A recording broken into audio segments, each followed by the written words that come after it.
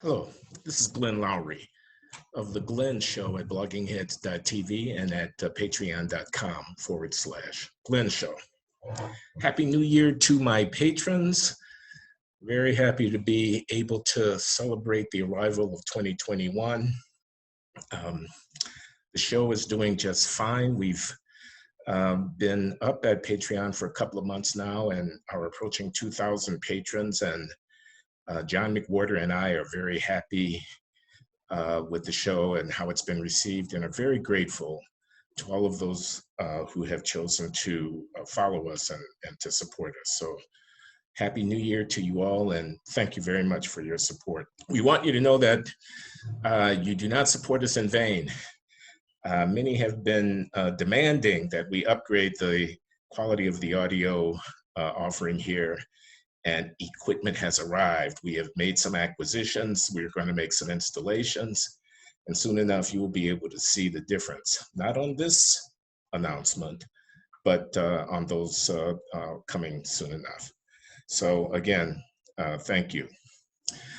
We also want to announce this week that John and I are going to take a break, holidays and all of that, and we will be back in 2 weeks on the 11th of, the 18th of January, when we will resume our bi-weekly conversations. That's Glenn and John at The Glenn Show, every other Monday, posting here at patreon.com/Glenn Show.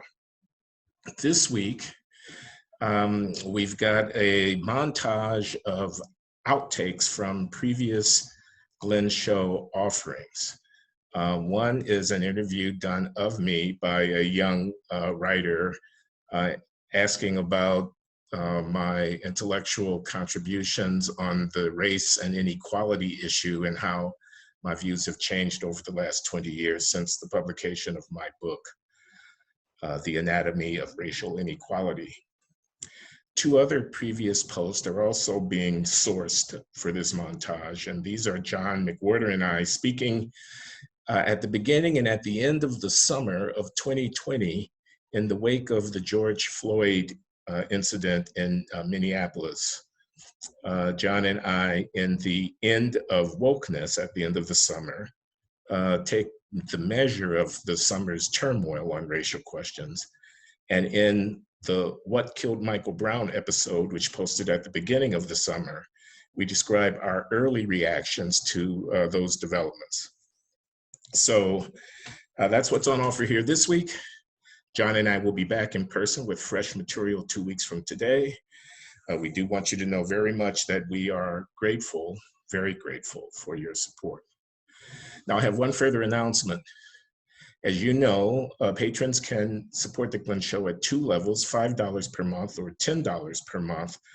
The higher tier guarantees the patron access to special materials, but we have not, as of yet, posted any special materials. At least we had not until last week, when we put up the first of what will be occasional additional postings accessible only to high-tier patrons at The Glenn Show.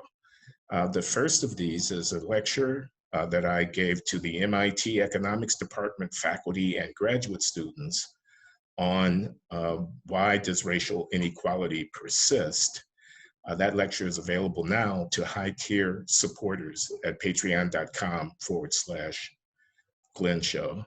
Additional offerings of this kind will also be posted there from time to time, roughly once every 2 or 3 weeks. And the format will be different from the talking head conversational format that you're familiar with at The Glenn Show. For example, this first posting is a standing lecture that I talk for roughly an hour and then consider questions, some very good and incisive questions from the faculty and graduate students at MIT, and other material of this kind, different from what you usually see at Blogging Heads, will be posted there from time to time. So I encourage all of you to upgrade your patronage if you want access to this additional material. Thank you very much, and again, Happy New Year. I want to start with something that I've been very curious about. So in one of your talks with John McWhorter, you started it by saying that you, and I'm quoting more or less, you said, I was a black conservative. So I'm curious, how do you define that term and why are you reluctant to embrace it? Yeah. Okay, so this will be a crude stab at a response. It's not, I haven't refined this. I didn't think a whole lot about the definition of black conservatives before we started talking. It strikes me that you've got,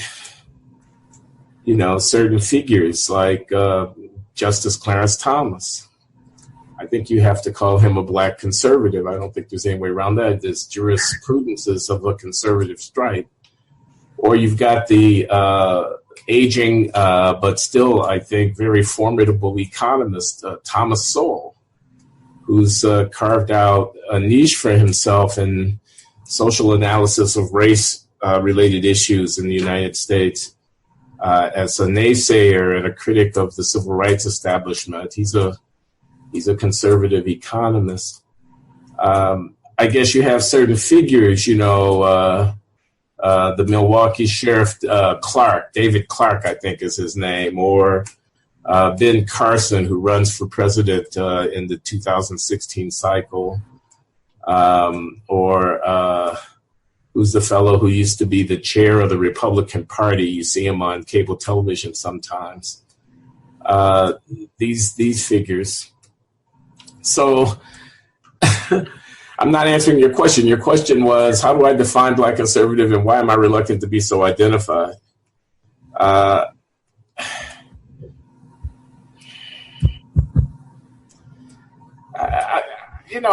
don't think there's anything different about being a conservative if you're black than if you're not black. I think I don't want to say black conservative as a category distinct from conservative. So I guess my definition isn't that a black conservative is a conservative who happens to be black.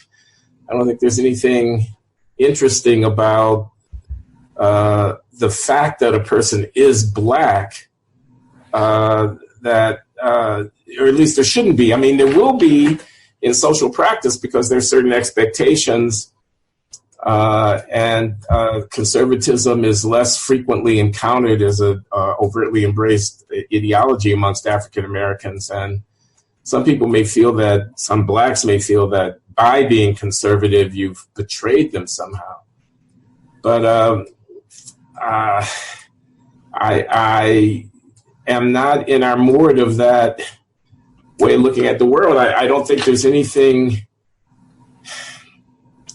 inherently contrary to the interest of black people about conservatism. And indeed, I think, still haven't answered your question. Indeed, I think there could be some great value to black people in taking seriously some of the tenets of conservatism. Okay. So I would distinguish in trying to define conservatism. I'm not a philosopher here. I have been reading recently this very insightful and stimulating little book by Roger Scruton. You know Roger Scruton, the philosopher? I'm a fan. The British philosopher. On Conservatism, I think is what he calls it. And it's a little book that kind of takes you on a tour of the history of conservative ideas in the Western tradition. He's got some stuff in there. So I'll take a stab at it. One thing that I think is fundamental in my conception of conservatism, or of my own conservatism, is a respect for tradition and a sense that what we've been handed by our forebears is worthy of respect, that we don't make it all up every generation and get it right, that there's wisdom in our inherited practices, beliefs, and traditions, some kind of congealed wisdom from previous generations, that reasoning in my armchair can't get me all the answers. And the reluctance to want to throw over in favor of whatever the latter day enthusiasm is, the cultivated practices of my way of life, something like that. And that makes me conservative. So when people say, whatever it is, whatever the latest enthusiasm is about liberation from the binary categories of gender, let me just take that one. That's a hot one these days, okay? I'm reaching for my wallet, so to speak, when these people start trying to redefine everything overnight. I mean, they may be right, they may be wrong. I'm not against their desire to try to, think outside of the box. But please don't be so hasty with undoing 1,000 years of human history. Don't be so arrogant. Don't be so smugly arrogant that you think you know everything. Well, you don't know everything. There are mysteries. There are unfathomable. There are things that are beyond our ken. So I want to move slowly, not quickly. And I also want to have some respect for people who cling to, this idea that they're all bigots, that you rush so quickly to throw these people over. So I'm reluctant to do that. So that's one thing.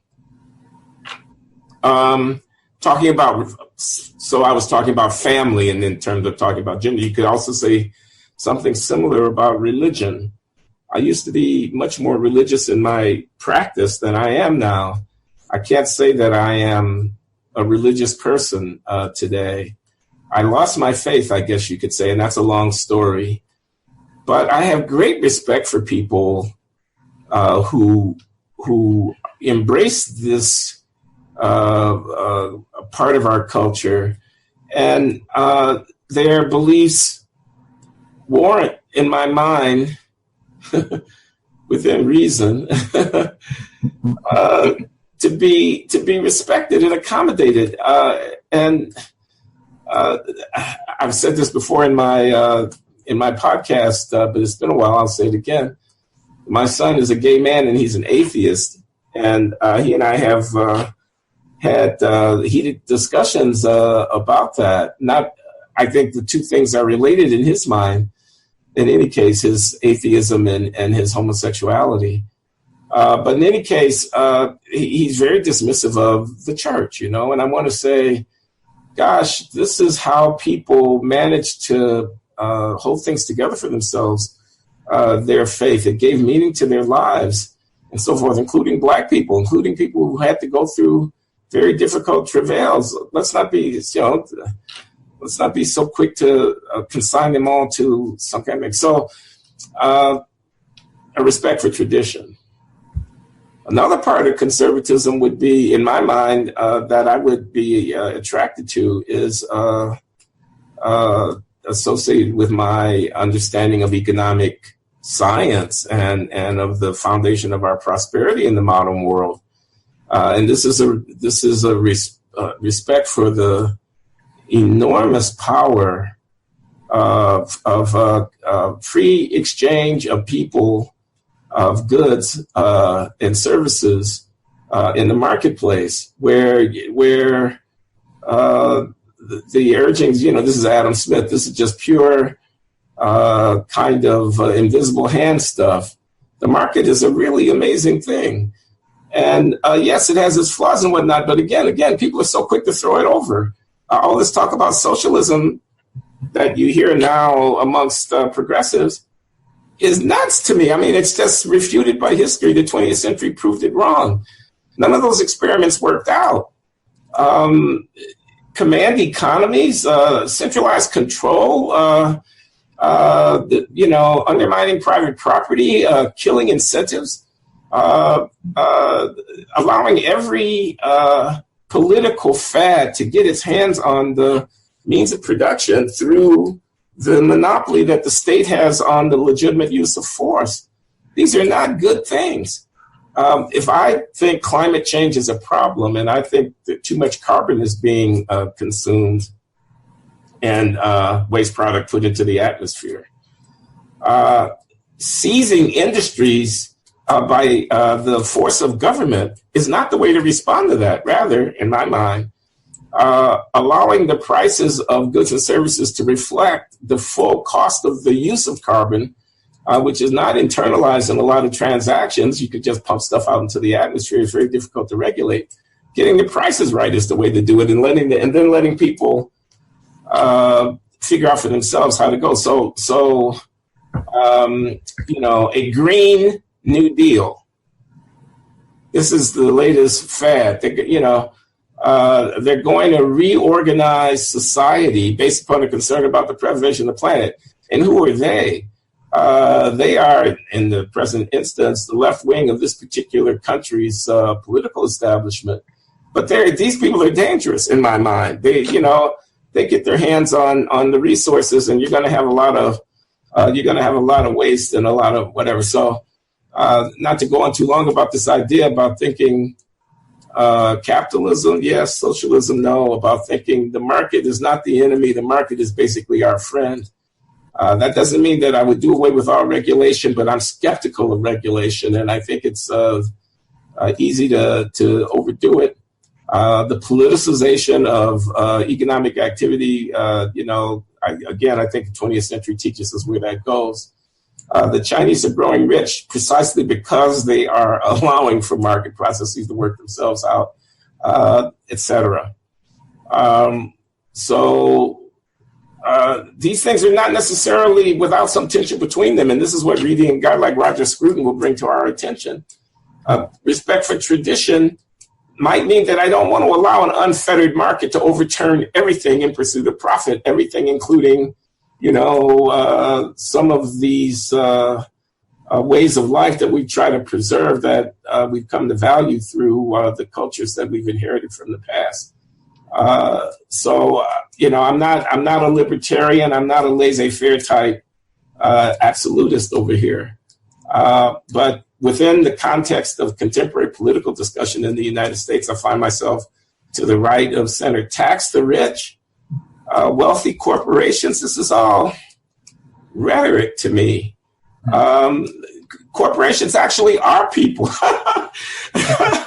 They're shareholders. They are their employees, and they are their customers. The corporation is just a legal fiction. Nothing happens to, quote, corporations that doesn't affect people. There's no free lunch. The money doesn't just fall from the sky. I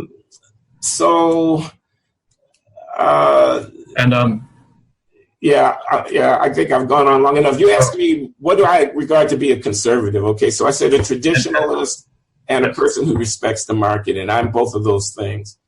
Now, Black conservative, I want to X that because I don't like this idea that because I'm Black, that I don't think there's a whole lot of content in that designation of me being Black. At least relative to something like what is conservatism. Why am I reluctant to be called it? Yes. Well, I like being invited to dinner parties. And I want some more than a few right-wing students to show up for my classes over here at Brown University. Those are good reasons. I don't want to be called an Uncle Tom. I don't want people to think that I hold a certain set of values that are, that I've forgotten where I came from, that I don't care about my brethren who are still struggling, and things like that. I don't want all of those things to be associated with myself.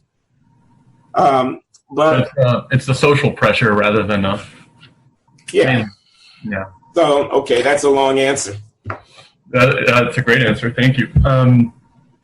Somewhat related, you I think you've spoken about your journey. You were on the right, then you were somewhat on the left, and then now you're back here. And I've read some of the Anatomy of Racial Inequality, and I don't get a conservative take on it from that book, if there is such a thing. So I wonder what your feelings are toward what you wrote in that book and toward your journey. Maybe I'm not characterizing it properly, but how do you see it? Yeah, that's a fair question. I like the Anatomy of Racial Inequality, Harvard University Press, 2002. based on some lectures I gave at Harvard in 2000. Gosh, that's coming up on 18, 20 years now.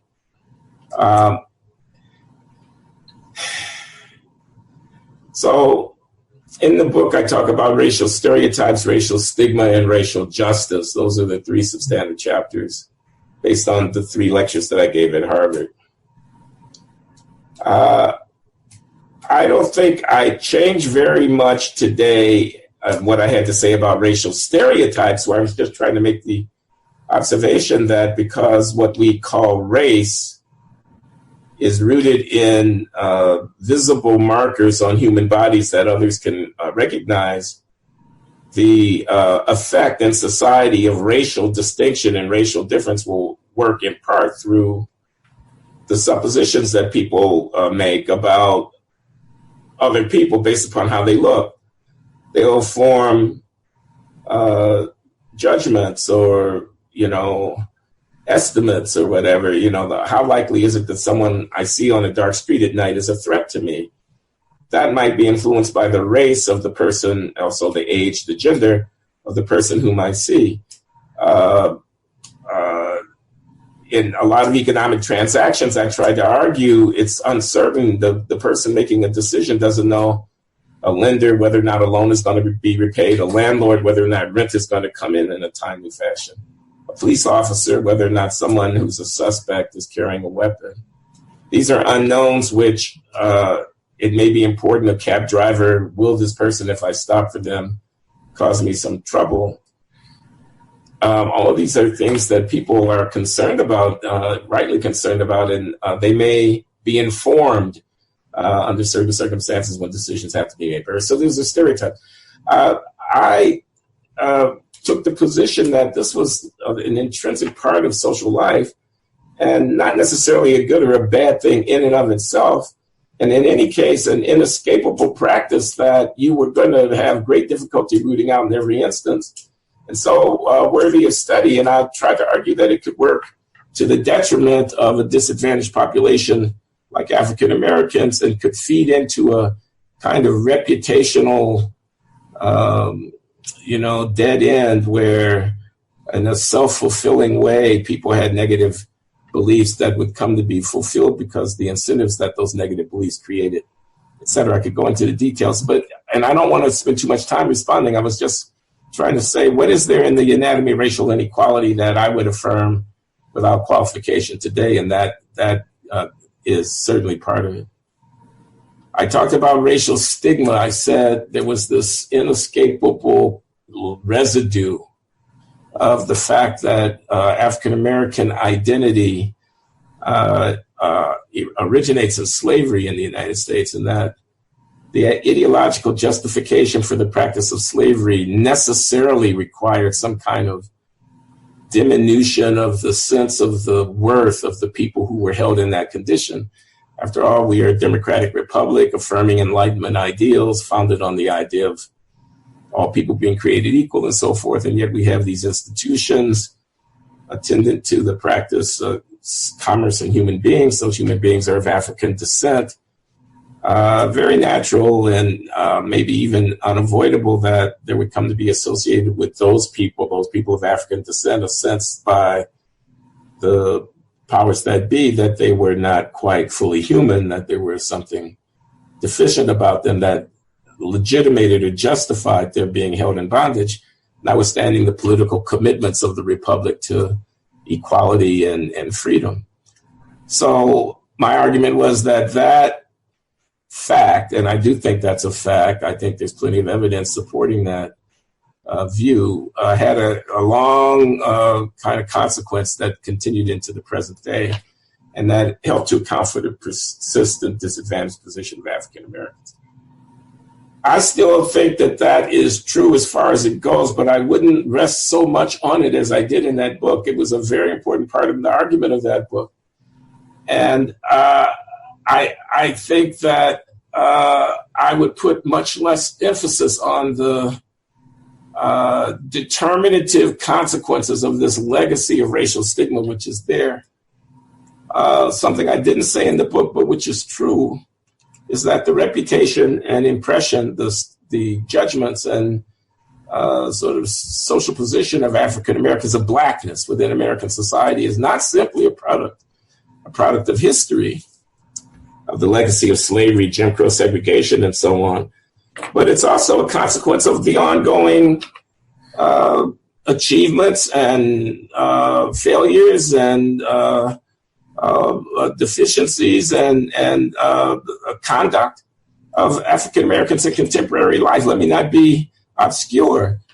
If a police officer thinks that Black youth in a certain situation are more likely to be criminal, that's not only because this is America and in 1920 or 1890 there were lynch mobs, or there was a chain gang, or convict labor was practiced, or there was some racism. Of course there was. It's not only a consequence of that history, it's also a consequence of the behavior of some people who are engaging in criminal activities, who are engaging in homicide, who belong to gangs, who are trafficking in drugs and so forth and so on, who happen to be Black. And this now, of course, relates to the first thing about stereotypes. This behavior can hardly go unnoticed, and the fact that it's disproportionate to the extent that it is in the African-American population will also not go unnoticed, and that'll be assimilated to people's views about Blackness in some sense. And again, it's kind of futile to argue that people should compartmentalize their brains and somehow not know what they know, or not have that be present to their consciousness at certain times. And therefore, I would be less inclined to attribute the implicit bias or the profiling practices and so forth to an enduring sort of primordial Black diminution in the consciousness of others in the society that originates in slavery and is propagated through the generations, being reproduced from one generation to another in some kind of inescapable American white supremacist cul-de-sac.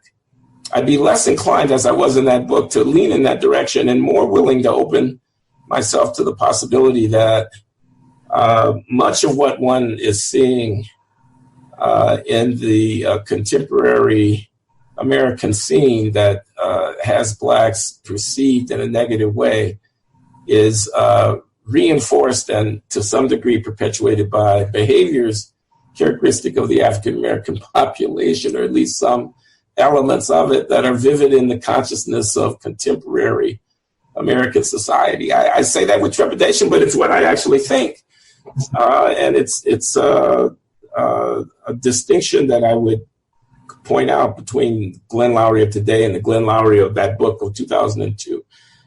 The last thing that I would say, I've said I'm standing by my stereotype argument, I'm tempering my stigma argument. The last thing I would say, though, is about racial justice, where I offer a defense of affirmative action and a critique of color blindness as the principle guiding public policy. That's what I do in the book. I was in my, I was against it before I was for it kind of thing on affirmative action, because I used to be against affirmative action. No, wait a minute. Originally, I was for it back in the 70s. Then in the 80s, I was against it when I was a Black conservative Reaganite type. I was really against it. Then in the 90s, I had a rethinking, and I started being not as much against it as I was, because I tried to separate myself from the Ward Connerly.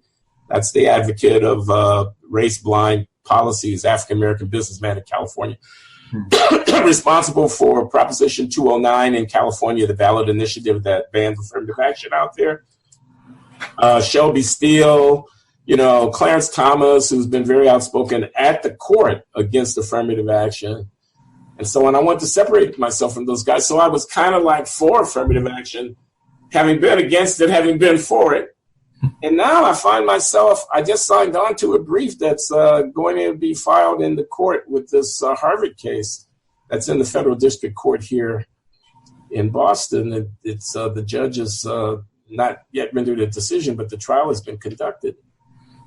And the plaintiffs' attorneys asked me if I'd sign on to a brief. And the brief says basically Asians are being discriminated against at Harvard. That's what the data say. We economists confirm that that's what the data suggests. Of course, that there's an economist on the other side who says, oh, no, they're not. But I signed on to the plaintiff side of that brief because I thought and think that there are a lot of problems with affirmative action in higher education, and have found myself now back in the critic of affirmative action camp. So that's my reckoning with the book. I am still very proud of it. Think that it's a solid piece of social analysis on an important question.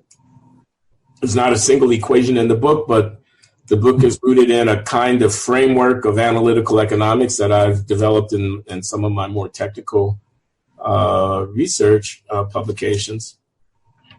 And it tries to take a somewhat high-minded view. It's not a polemic, at least I'd like to think not. On the other hand, my views have shifted somewhat from the 2002 in the ways that I've just tried to describe. I wouldn't be having this conversation with you 20 years ago. I think that the cops have made major reforms over the past couple decades. It would be impossible to say in 1975 that there was not nakedly racist bias among a great many policemen, most of whom had grown up in what was a different America anyway. This was, even when I started writing, with Losing the Race back in 2000, I had a whole section about this. And in that section, I mostly sounded like anybody you would expect from usual sources. But the question is whether you can look at it this way now. So yeah, there's a history in the Black community. But let's face it, an awful lot of the people who are protesting now never knew that history, whatever color they were. If you're 30 years old, I'm not saying that makes you too young to participate in a protest movement, but you weren't around dealing with what your city's cop force was like in 1975 or even 1985. What most people are thinking about is Freddie Gray, Sandra Bland, etc., where they're thinking that those episodes simply must be largely all about race. And it worries me that analysis hasn't worked over the past 20 years the way it would have before. We don't acknowledge progress. And who wants to talk about progress when somebody has just had their life snuffed out? But the facts here seem so plain that sometimes I find myself thinking, should I just shut up?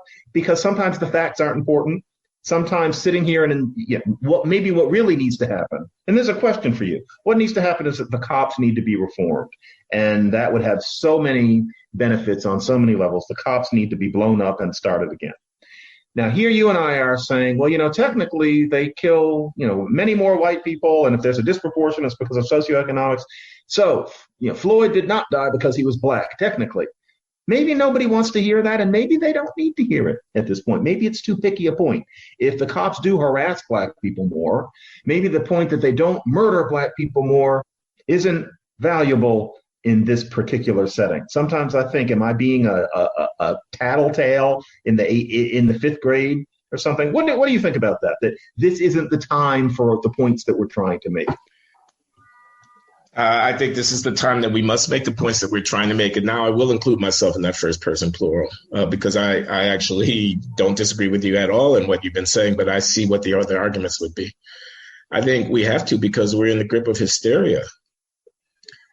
When staff at the New York Times say that the editor Bennett decision there, the editorial page, op-ed page editor, to publish Tom Cotton's essay calling for federal troops to keep the peace in American cities if necessary. Some of the staff there, African Americans, I gather, I'm just talking about what I read in the newspaper, said that they were put physically in danger by the piece that their editor decided to run in their newspaper because I suppose they're Black and they might be covering or participating in demonstrations, and then the federal troops might somehow fire on them and then they might be hurt. How absurd is that? How absurd is that? Running an editorial puts somebody in danger because it advocated a position that you disagree with, a position that I don't agree with myself. But goodness, you've got people saying that they're afraid to go. I'm talking about people like you and me. okay, make the same income, live in the same neighborhoods, wear the same clothes, have the same occupations. Talking about they feel physically threatened to be in the presence of a police officer. That's hysteria. It's hysterical. Okay, it's like saying I won't leave my house because I'm going to be struck by lightning. Okay, the idea that that incident with Mr. Floyd somehow is emblematic of the experience of African American is ridiculous. It's completely disconnected from reality. Okay. No one wants to say this. How do you end up in a conflict with the cops? How did that happen? How does that happen? You actually have to do something. I'm not blaming Mr. Floyd. Please don't get mad at me. I'm just making an obvious point that the cops don't just drag you out of your vehicle and start choking you, man. Okay. Now, what's my point? My point is simply this. What happened to him is unlikely to happen to you unless you end up in a similar disputation with the cops. Now, again, I'm not saying don't live or else the cops will kill you. All I'm saying is in estimating the quantitative magnitude of the risk to your life, consider that it is circumstantial, that it depends upon actual circumstances in which one finds oneself. So I don't know. I mean, I think we have to speak out because of hysteria. And I think we also have to speak out because the stakes here are absolutely huge. What do you think about defund the police? You know, that's the new slogan now, defund the police. Well, what do you think about basically turning a blind eye to violence and saying ridiculous things like the loss of Mr. Floyd's life, as tragic and outrageous as it was, somehow justifies or causes us to look askance at absolutely despicable behavior, burning down the small business of the poor fellow who's tried to scratch out a living around the corner. Come on, there's no excuse for firing on police officers, for throwing projectiles at them. So I don't know. There's a sense I feel in which it's a responsibility to try to speak out against these things. And this the huge thing here is whether or not the loss of Mr. Floyd's life was is properly taken as being indicative of white supremacist domination of Black bodies. It amazes me that we even speak such sentences. You know, this is a rare time when I am not going to do my thing of suggesting to you that your disgust is not empathetic enough, because I'm angry this time too for some of the same reasons you are, and I have had to restrain myself from really thinking in my head that the people in question are not well. And I always have to remind myself, if it's that many people who are doing this, you can't call it insane. And I really don't like calling people crazy, but unfortunately, there are people who are truly disgusting me. And that is, professional Black people living lives that almost anybody on earth would envy, who are walking around pretending that they actually feel physically threatened by the police when they walk down the street, when they're just minding their business, who are pretending that what happened to George Floyd and what it supposedly symbolizes is making them so upset that they're so traumatized by this that they can't be expected to do the work that they would normally do. And that's not anything that I heard about at the New York Times. But I'm seeing again and again in various organizations that I'm not going to name, Black people saying, I can't be expected to do this because I'm so traumatized. Now, the one that we can name is UCLA. Is it UCLA where we have learned? Yeah, it's UCLA. We happen to have heard from someone that's on the faculty there who wants to remain anonymous, making us aware of the brouhaha ongoing within UCLA community, where instructors with respect to final examinations have been asked to give a special dispensation to their Black students because those students are bearing such a heavy emotional burden at this difficult time for the country. That is theater. That is melodramatic theater. That is trumpeting weakness as a form of strength. And I've never seen it done to such an epidemic degree. I think of it as a fringe phenomenon, but this, people actually trying to shape their actions in this world or what they're considered responsible for on the basis of this noble victim complex, this is really not good. And when it comes to individual cases that I have encountered of this, and I want people to know that I'm not talking about any Columbia undergraduate. I'm talking about other things that I do where somebody, Black of a certain demographic, as in educated and privileged, says, I can't be expected to do this. I'm grieving right now. I'm utterly disgusted. I think in a way it's exploiting something very sad that happened to that man in Minneapolis in favor of something that, in a sick way, I shouldn't say sick, makes those people feel good about themselves, when really you could feel good about yourself because you work for the fucking New York Times. Isn't that good enough? Why do you have to have this martyr complex? And, I think I know why. I've tried to figure it out for a very long time now, but to see it in action to this degree is it raises an interesting, this is just on the issue of the Times, but it's emblematic of things going on in other institutions. Certainly some of my colleagues here in the academy, I don't know about at Columbia, but here at Brown, it's like there are two viruses. There's white supremacy and there's the COVID-19. We're struck with, on the one hand, the disproportionate impact on Black people of COVID-19, but on the other hand, the imperative that we show solidarity with and that we get out and protest against the other virus, which is white supremacist policing. Oh, how burdened we are because we have to fight on all these multiple fronts, this kind of mentality. We saw it among students, and not only students of color, at the time of the shutdown, where we had to recalibrate our courses and figure out how to evaluate people. And there was talk at Brown, I don't know about, again, at Columbia, about universal pass. Everybody should just get a pass. There'd be no letter grades. And that is what happened at Columbia. That is what happened there. Yeah.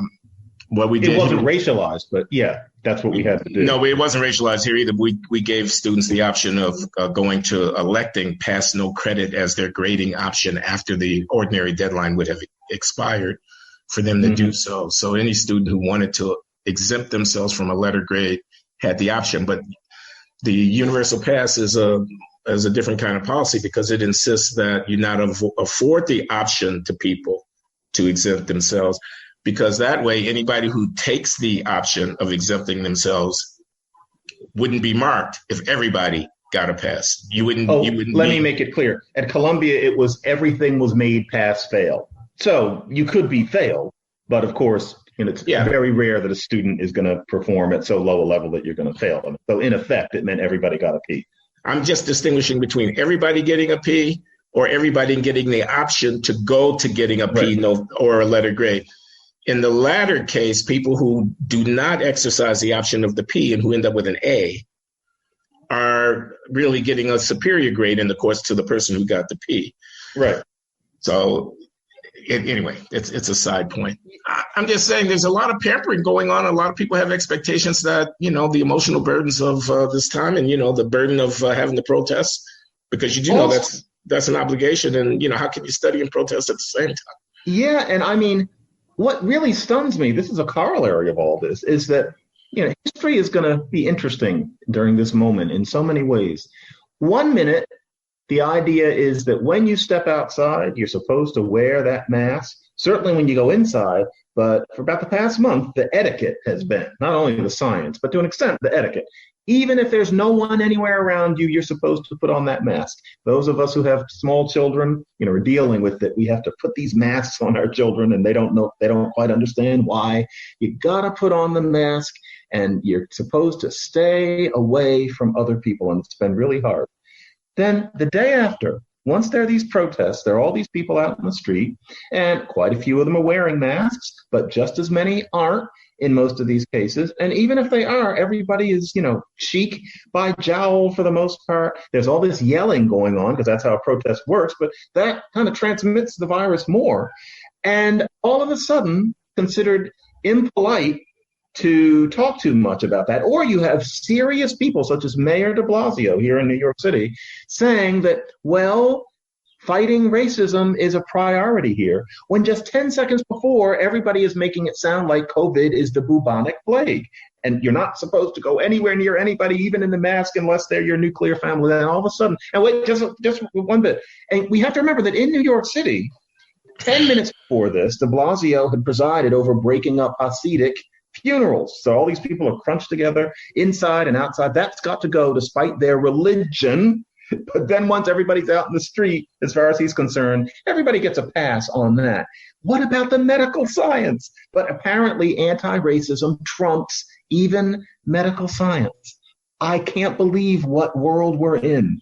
I didn't know it would go that far. I'm stunned. I can barely process that. It's very revealing, isn't it? I mean, first of all, the power to define the normative climate by the whoever has got the megaphone, the mayor of New York City, the editor and publisher of this or that network or newspaper or whatever, they define our reality. So as you say a moment ago, I had to be very careful about interacting with anybody at an amusement park or a sporting event or a worship service or a funeral or a wedding. I can, et cetera, because of the deadly virus that we all had a social obligation to suppress. And if comparable gatherings at a spring break on a Florida beach or at a spontaneous Trump rally or at a protest against the lockdown policies or anything else with unmasked people running around, or at a Holy Roller Pentecostal church service, all you would be reading about on MSNBC and CNN and the New York Times and whatnot would be how these people are violating and endangering the rest of us. They have a social obligation, and it's racialized. Mayors would be deploying state troopers to break up the gatherings in the interest of public health. Now, that was just, as you say, a moment ago. And now, the spontaneous uprising and whatnot. But why? Because it didn't really, did it have to do with the scientific certitude about the public health implications of this or that? Or that was a paper-thin rationalization for whatever it is was going on? Or it was a story that could be easily overturned by another narrative, which was really orthogonal to it? There aren't two viruses here to be fought that we have to bounce them off again. In other words, if I had said, let's count the blight on lives caused by the shutdown and put a dollar sum on that, and let's count the likely estimate of the number of lives saved from the shutdown, and let's put a dollar estimate on that. And if it comes in at more than $10 million a life, let's not do it. Everyone would have called me the crassest, most despicable and immoral person in the world. But if I say, don't gather in large numbers on the streets of Washington, D.C., Chicago, New York, Los Angeles, et cetera, because it endangers public health. And, oh, by the way, have you noticed the tremendous damage that people are doing as, whatever? But, I mean, that's just a side point. The arson and the looting, that's not because I know there's a First Amendment. But here, notwithstanding the First Amendment, please don't gather. People would call me ridiculous, on the wrong side of history. So and I don't know how this plays. I just wonder how ordinary Joe and Jane out there observing all of this then come to think. Don't they feel manipulated by the media and the powers that be? Don't they feel like it's a shell game that is being played against them? And you know what? They do. And that's something that social media helps us to realize. You and I are having a conversation where, unfortunately, we have to lapse a little bit into cliche, because I'm realizing more and more, I tend to resist when people put it this way, but we're talking about positions of people in a certain kind of power. You've said this to me before. We're talking about academics, we're talking about media people, we're talking about public officials. This gets less common as you go to different realms of society. And one way that I know is this, and I need to make this is going to seem so self-inflated. I don't mean it that way. I don't want to hurt people's feelings, but I want to say something to our viewers and to people who may be new to us or new to me. Glenn, I don't know if you're getting this, but I'm getting about 25 emails and tweets a day from just people out in society who want to know what they can do to help a narrative that is less histrionic than the one that we're talking about. Often these messages are very long. They're confessional. People are clearly very upset. And folks, I have to say, I'm sorry, but I no longer have time to respond to those messages. It's not that I don't want to read them. It's not that I'm not interested, but I can't get through 25 of those requests and testimonials a day. I have too much else to do. And so I say to you, I feel you.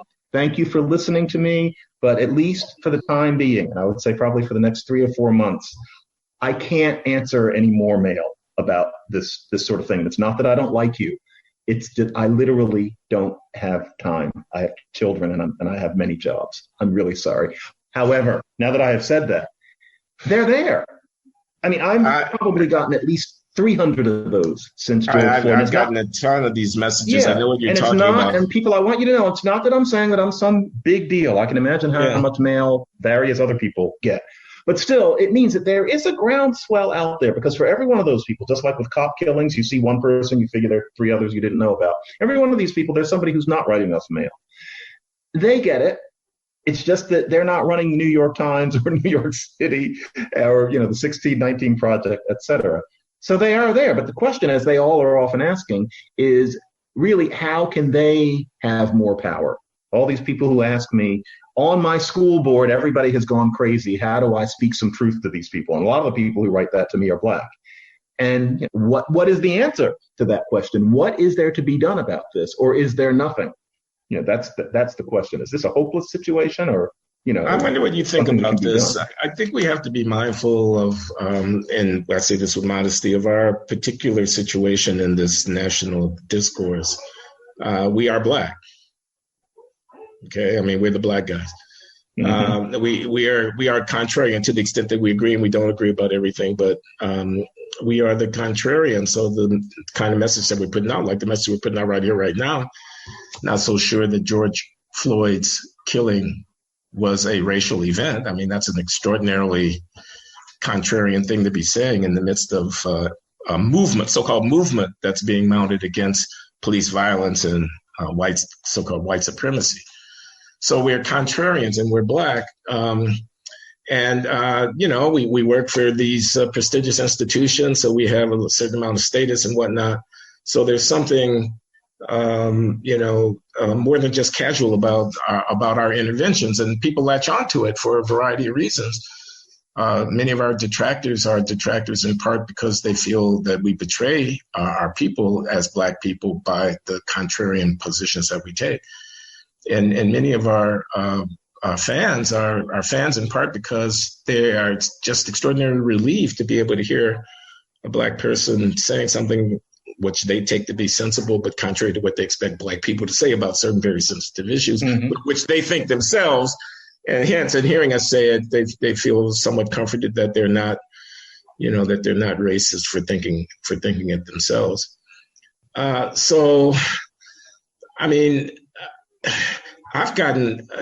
put a letter in the City Journal.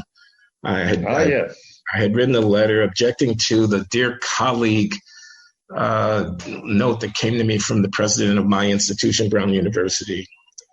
As many college presidents have done, I guess maybe most of them have sent around notes saying they decry what's happening in our country and that they're on the right side of history, saying that in so many words. And my president did, and it just annoyed me no end. And I say so at length in my rebuttal that's printed in the City Journal. And there are hundreds of comments there from people who reacted, and they are 10 to 1, 20 to 1 favorable. Of course, it's a selective audience. I've gotten, God knows how many, 25 a day, probably more than that. And I've got, I just got my thing says a thank you for the note kind of thing. I can click with one click. That's kind of how I respond, because I feel like I have to respond, but I can't even read them all for the reasons that you've just stated.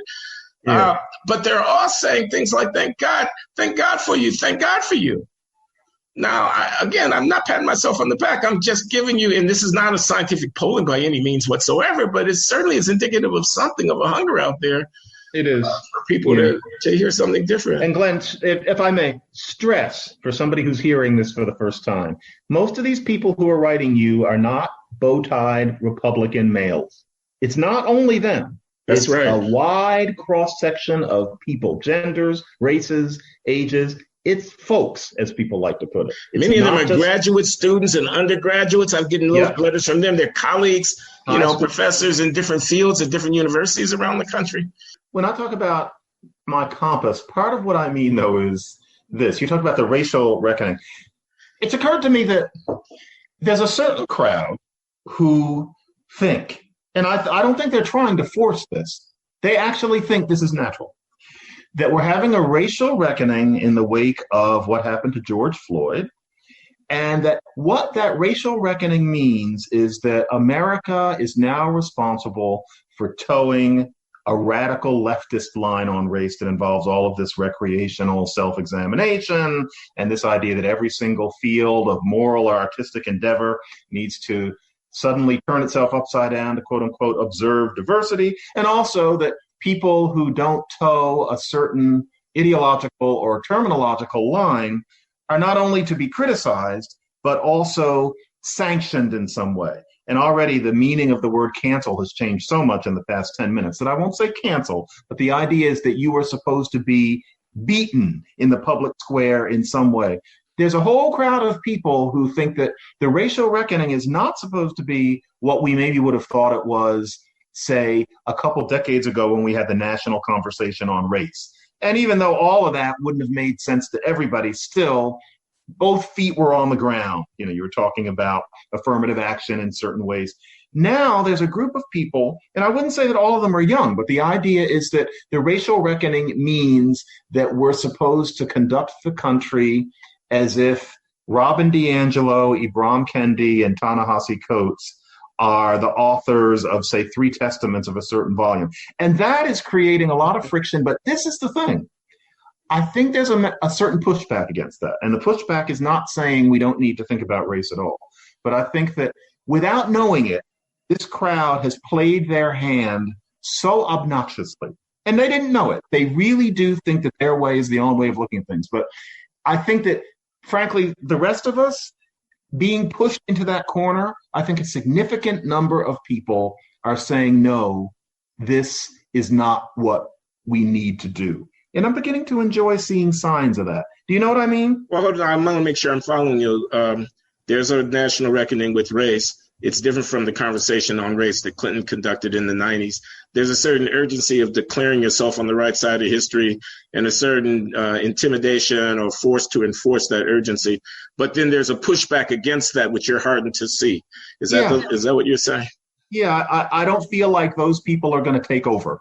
I was worried about that, say, 6 weeks ago. But I think I'm noticing that with normal people, there's a point at which people are beginning to be emboldened to say, well, say, no. For example, give me an example of what you're talking about. Trader Joe's. And so, for example, somebody started a petition against Trader Joe's because they have this little joke of naming some of their products, say Trader Jose, if it's some taco sauce, or like Thai Joe, if it's some Thai food. I never saw that one. But a person of this woke contingent started a petition, which got an impressive number of signatures saying that Trader Joe's needs to stop that because it's racist. Well, most people wouldn't consider that little joke to be offensive to anybody, including people who the joke was on. Many Latinos then said, we never thought there was anything wrong with Trader Jose. If anything, we felt kind of acknowledged. And so Trader Joe's started to say, okay. And then there was a bit of a pushback. And then they reversed it. They said, no, we're going to keep the products. And it's not just that, but I'm seeing a bunch of little things and some slightly bigger things where I'm beginning to see that a critical mass of people just may say, yes, we're going to have a reckoning on race, but we're not going to have Star Chamber, Stalinist show trials and the things that these other people seem to genuinely think is progress. Okay, so my response to that would be, okay, we're seeing some pushback because there's absurdity in excess. But the main thrust is very much deeply embedded in this politically correct narrative about anti-racism.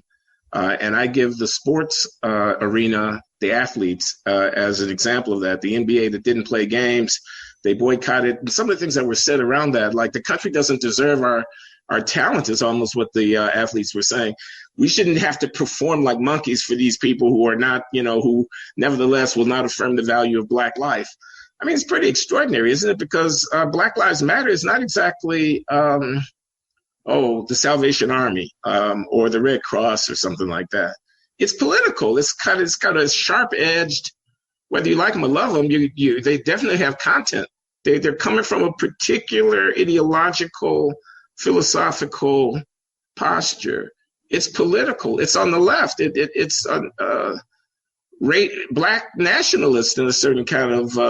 I mean, it's Anyway, and as you can tell from the tone of my voice, I may not be entirely on board with the Black Lives Matter view of the world. I may have to push back against the Black Lives Matter view of the world. But to see the National Basketball Association with shirts with the slogan on it, with the thing along the side of the court when they're playing the game, the players all in the post-game interviews being interviewed, making their statements. The coaches, did you see Doc Rivers, who's a coach of the LA Clippers, made a very passionate statement. He used to coach the Boston Celtics, made a very passionate statement that I saw online somewhere. And I thought, my God, how very interesting, because these things are political.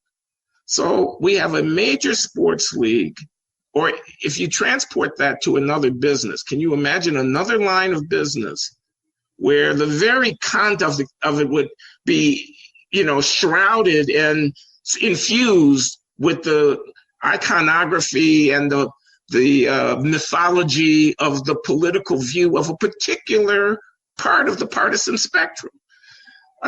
So that, I think, is indicative of a sign of our times. I mean, I'm not sure. And it's also, by the way, if you're a white player and you like your flag, suppose you're a good old boy, you're a NASCAR lover, that you're a white guy from Alabama and you play football.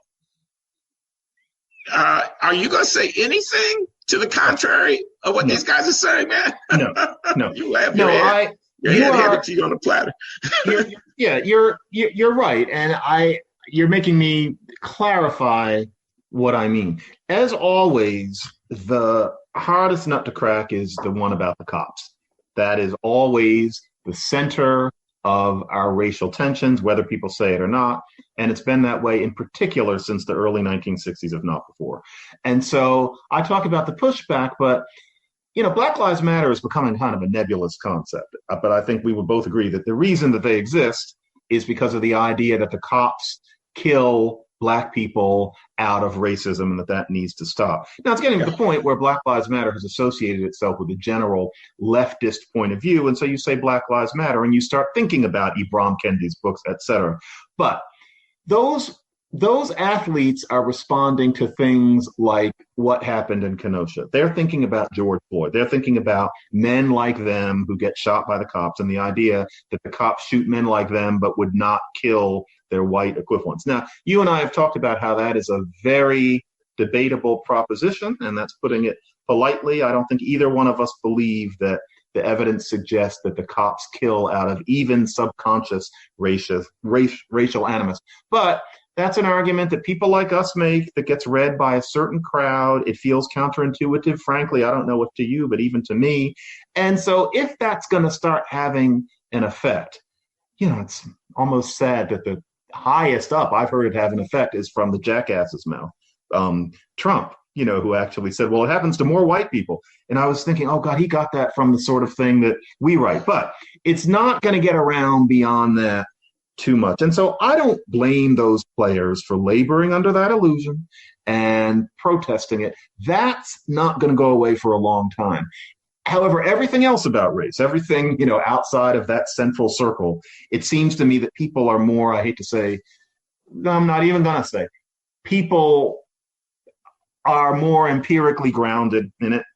And I think that there is room in this country for white people who are not saying, as they would have said 50 years ago, I don't see that there's a race problem at all, but just not that we need to go overboard and pretend that critical race theory is somehow the Bible, which is what these new people are trying to make all of us say. But no, there's always going to be, at least for the foreseeable future, this general idea that the cops walk around killing Black men when they wouldn't kill white men. That's going to be a really tough one to get through to people, especially people who don't read Slate and commentary and, watch this which is, let's face it, most people. So yes, you're right about that. That's not changing. That can make it look like nothing is happening. But I think beyond that, there is some sort of sea change happening compared not to 2015, but to say May. I think that here, as we get into September, we've seen a certain shift. Talk about how fast things are going. Well, the election approaches, and we should probably talk about that. But I want to say something about blacks and the cops first. And this is difficult to say, actually, because I've been possessed by an idea of late. And the idea is that the ability to maintain universal standards that would apply to everybody is to some degree sensitive to and dependent upon the extent to which Black people meet those standards. Okay? Think about affirmative action in higher education. The ability to, for example, rely upon a test score that has a test regimen that has a discriminatory incidence that Black people don't do so well on the test will undermine the legitimacy of the test. Because the question will be put, either there's something wrong with Black people or there's something wrong with the test. So what I was saying was my general proposition, I said I've been disquieted by a thought which was difficult to say. And my general proposition was that the ability to maintain standards that apply to everybody is to some degree dependent upon the extent to which African Americans, Black Americans are maintaining the standard themselves. If we fall short of the standard, to some degree it undermines the legitimacy of the standard itself, because the question gets posed, why aren't we measuring up? To which the answer could either be the standard is illegitimate or there's something wrong with us. This is when I say bluff, I say these some of these anti-racists, when they don't want to talk about the pathology and the failures and the lack of performance and the deviance and the tragic loss of the development of human potential reflected in some of the deficits of African American social performance. They refuse to talk about that. They ascribe it to something called systemic racism, and they chalk it up to white supremacy. What they're doing is they're daring you to say, no, it's because the Blacks have failed. And to say that is said to be racist. And if the Blacks haven't failed, then evidently the fact that they are disproportionately at the bottom or not included or overrepresented amongst those being punished or whatever must mean that the system itself is illegitimate. Now, that's an argument, we can have it. But the stakes are not just about the Blacks, the stakes are about everybody. So if you have law and order being put up against justice and racial reconciliation, you get to choose. Which one do you want? You want law and order, or do you want to be on the right side of the racial anti-racism? I'm talking about Blacks and the cops. This was the subject that you had introduced. This is what prompted me to go down this line. The fact is, the vast disproportionately overrepresentation of Blacks amongst lawbreakers. The fact is, half the homicides in the country are committed by Black people, where an 10th or an 8th of the population. The fact is, almost every single one of these viral national incidents has got a dark underside to it. Okay? We're not supposed to point out that somebody is a thug. Okay? Pretend I didn't say that word, and no, I'm not trying to point it out, but I'm just saying, man, I'm just saying. Look at the rap sheets, look at the biographies, look at every one of the circumstances there's a resistance or some kind of behavioral deviance amongst the person who's encountering the cop. Almost always, yeah. You know, the narrative that the cop is white and therefore it's systemic racism is complete BS, man, as a scientific or social scientific narrative. I mean, yeah, it might be racism, or it might be a whole lot of other things, a lot of other things.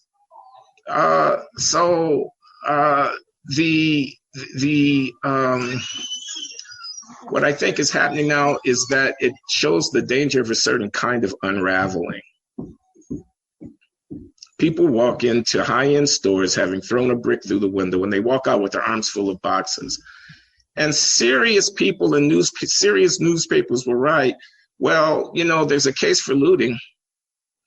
The representatives of radical organizations will say, well, they're simply getting their reparation. They're simply feeding themselves or whatever. And then cafe clutch liberals will pat them on the head and will come up with all kinds of rationalizations. Mm-hmm. And this is a debasing of the currency. This is an inability to say what is right and what is wrong. And what I'm saying is the fact that these riots are racially integrated with a lot of white people participating in it has been put out as a indication of the universality of the uprising or whatnot. No, it's an indication of the universality of defining deviancy down, of the universality of the suspension of any duty to comply with the restraints and requirements of civil society. Mm-hmm. Now, it's a bluff. The people who are smiling at you while this is going on are lying. They don't really believe in it. They're afraid. They're cowering. They're craven. But I don't think it holds, and I think it invites reaction. And this was the point of Andrew Sullivan's column. I don't know if you saw it recently, which is, if you allow this kind of, in the name of racial justice, disorder and violence and civil unrest to proliferate, you're going to elect Donald Trump, A, and B, you're going to call forth a vicious reaction. And to some degree, the reaction will be justified. No, not the extreme white racist supremacist, whatever. No, not the vigilantism, but the sense of contempt that I think has to be bred in many people when they see respect for the basic notions of decency given short shrift, Anyway, I've talked long enough. You see what I'm getting at? Very much so. And people need to realize that whatever you think of Andrew Sullivan, and I think the world of Andrew Sullivan, but there are people who don't, that he tends to be right. He's one of those good prognosticators. He has a good record. What this is, as always, I think your psychological analysis of the white people who go along with this is a little different from mine. No, most of them don't really believe this stuff. Or to be honest, if you're going to be unpopular today, I'll be unpopular and say that, in my experience, the whites who really do seem fully believe that a person taking a television set for no particular reason because the riots happen is a freedom fighter who's getting their reparations, and they really can't see beyond it, those happen to be the individuals who are not the sharpest knives in the drawer. Most white people who support things like this are looking over your shoulder and they're kind of working it out. But to be honest, what I'm seeing is an American intelligentsia, and a lot of that intelligentsia is of color, frankly. I hate to be vulgar about it, but it smells like pee. To me, what we're dealing with is an American intelligentsia that has peed itself because they are so afraid of being called a bad name in public. They don't want that Twitter mob to come after them, and they've got pee in their underwear. And I'm synesthetic, and so to me, it really is at the point where it smells like piss. And I'm not going to use that analogy anymore, but I am beginning to be almost ashamed because what I see in this is people, you have to have charity. Oh, how superior he sounds. Sorry, folks, but I really do feel that it's a charity in that they're so scared. And I can imagine how scared they are because I know how scared I would be to be called a sexist in the public sphere. It would make me want to jump into a lake and drown. It would nearly kill me if somebody put that stamp on me that I don't like women or, whenever there's been a hint of it, I have nearly had some sort of gastrointestinal problem. That's how I think all of these educated people feel about being called a racist, and I understand. But it's time for them to get over it because the result is not only this fakeness, but yes, it brings out contempt in a less filtered kind of person that you're talking about. Not to mention, I think, occasionally violence, but it creates a riven culture where what you're allowed to say, what you see in print, is completely different from what even any reasonable, kindly person would think of as rational. And so I think a lot of people paid attention when I had more pity for Omar than you did. So once some people got past me supposedly stereotyping, they could see that I kind of felt we needed to give Omar a break, but they're fine lines. And since that conversation that we had, I believe in June, we've seen some cases where it's not just Omar, reaching into the window and grabbing a little something. It's too many Omars. It's happening in too many places. They take it too far. Omar is doing things that end up having so little connection with the original event that it's clear that something has gone wrong. Excuse me, John. What do you make of the fact that there are too many Omars, too many windows? They're taking it too far. What do you think is going on? I honestly think that, and this is kind of what I said in June, part of Black identity post Stokely Carmichael for many people has been that the rules are different for us. And so suppose you do need a new TV. Well, there's going to be an idea that you're going to riot. You are angry that George Floyd got killed. You are angry about, the latest case. And everybody's kind of going crazy. I imagine often a certain intoxication has to do with it and a certain group fellowship. And you figure, well, during this one time, because nobody's watching, I'm going to grab a TV because I am a Black man in America. And you can get that reinforced in you by the music you listen to, by one of the pastors whose services you listen to, by every third friend you've got. So it feels natural. And I think that there would have been a recoil from that among that person's grandfather and his friends in, say, a Harlem riot in 1943 or 4. It wasn't the same then. There wasn't as much gratuitous killing. I think that's because of the idea that it's different for Black people, which is the precursor idea to the one now that, Black people can literally do no wrong. Anytime a Black person cries racism, you're just supposed to bend over. All of that begins with the whole Black power idea. So I think it's that. It's Black identity. And many people would say, you're talking about Black pathology. No, I didn't say that, because I can completely understand how that identity settled in. And Omar isn't thinking about social history. Omar just knows what he heard. But that's why there's so much Omar. But it's gone to the point that people in authority need to stand up and say, all right, Omar, let it go. You've heard a certain thing. Why do you think they're not doing it? They're not doing it, are they? Well, a white person doesn't do it because their underpants are full of pee.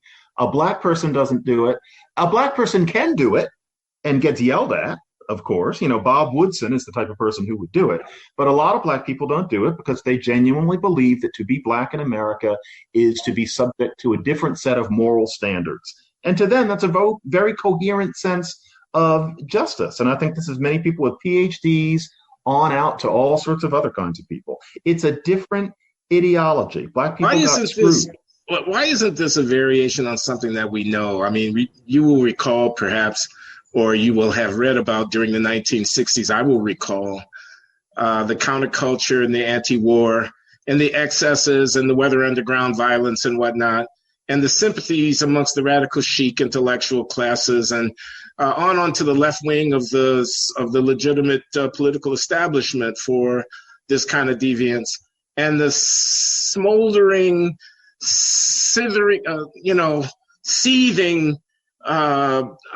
antipathy to this radicalism and to the tolerance of this radicalism that animated a so-called silent majority of quote unquote ordinary Americans who thought it was despicable that soldiers who served their country would be spat upon when they return, who thought that burning your draft card or burning a flag was an abomination, and who voted, etc. Okay, long story, George Wallace actually prospering in the Democratic primaries in 1968 and 1972, Richard Nixon, Spiro Agnew with his nattering nabobs of negativism and other William Safire written brilliant lines of rhetoric and so on. But why isn't this something like that where you have Kenosha, and it's a small town in a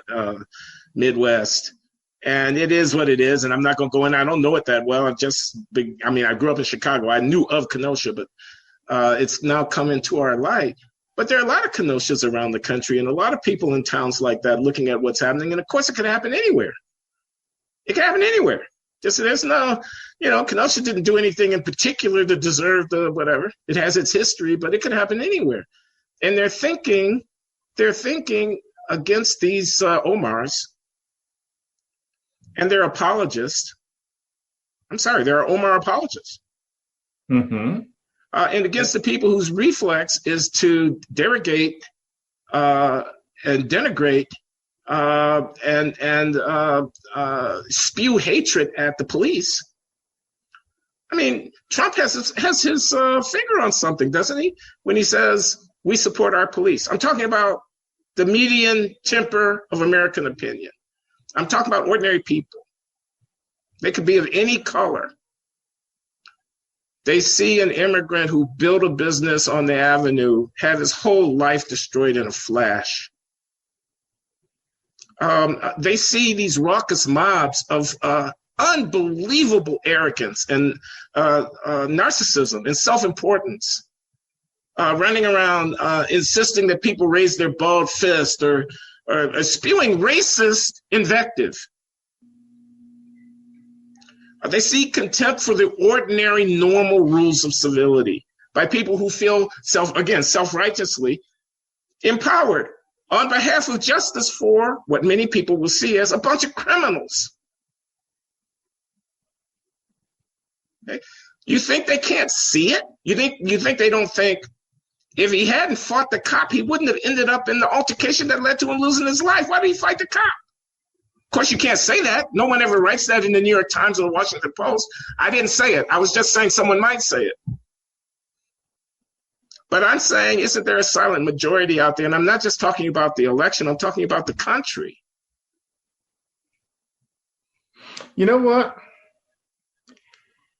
I didn't expect to find myself going in this direction, but I think that a lot of the things that I think of as trying to help Black America, like, getting rid of the war on drugs, and, encouraging the use of phonics in school, by a certain crowd, they're not considered good enough because they're not about telling white people that they're racist. So no matter what slate you put out there, and there's a lot of problem with Black conservatives from this crowd, that you're not dressing down white people for their bigotry in crafting your solutions. If you're not doing that, then you're not doing the job. And something that I don't usually say straight out, because I don't think it's constructive, is that, and I probably shouldn't say it now, is that part of the reason those are my solutions is because I don't think that white people are ever going to be that unracist. That's just the way it is. I guess that now makes me very old-fashioned, but I just figure that's the way they're going to be. And the reason I'm using this to respond to what you're saying is because I think part of the reason that white people running around with bombs and guns and, breaking windows, that lasted, I may be getting my history wrong because now we're talking about when I was too young to know about it, but that went for about 6 years, that you have these people running around and, had people who grew up in the suburbs who were breaking things and, everybody looks at them and is disgusted and it helps get Richard Nixon elected, etc. That lasted for about 6 years, and then they stopped that because people were quite disgusted, and even young white people watching them started to realize that was not the way to go. And so the weathermen, they end up blowing up a whole building in Greenwich Village, and that goes down. I believe there was death involved in that. And that wasn't the end of it, but there was a sense that, no, that's not the way things can go. Whereas with this Black kind of rioter, even though I'm not aware of a building being blown up with a little girl in it or anything like that, but still, this business of tearing up a town and recapitulating 1967, I think part of the reason that a certain kind of non-Black person would look at a white person doing that sort of thing over years and years and think they deserve to basically be consigned to live in a deep, dark hole for the rest of their lives. But they look at a Black man doing it and they think of him as kind of a hero and they pump their fist in the air in solidarity with him. It's because deep down, they don't see Black people as equal. The gauntlet is almost upon them to explain how they could not come to that conclusion based on this ridiculous medieval frame of mind that we're encouraged to have, where a certain group of people, because of slavery and Jim Crow and redlining, all of those things, are not to be held to moral standards. Most people don't genuinely believe that. And if you trick yourself into religiously cordoning off a section of your mind where you adhere to that, I think it leaves you quietly thinking, okay, they are inferior. And you will go to your grave never saying it. You won't say it to your kids, but You don't think we're as good. I think that's part of the reason that the Omar is let by the mainstream media. And I frankly think it's part of why Omar's black, luckier cousins who, work at the New York Times or wherever else are inclined to see him as a hero. I think that there's an abased intra-racial, that wasn't put right, there is an abased self-image even among us, I think, that leads the modern black person to expect less of us than I think black people did even as recently as 50 years ago who were in power. Roy Wilkins would be appalled watching the basic assumptions that we're making. To take it even a little further ahead, he was an interesting intermediary figure. Imagine Julian Bond watching all this. He wouldn't be saying that Omar was okay to the extent that it's gotten. That starts with the people after Julian Bond. Yeah, there's something wrong.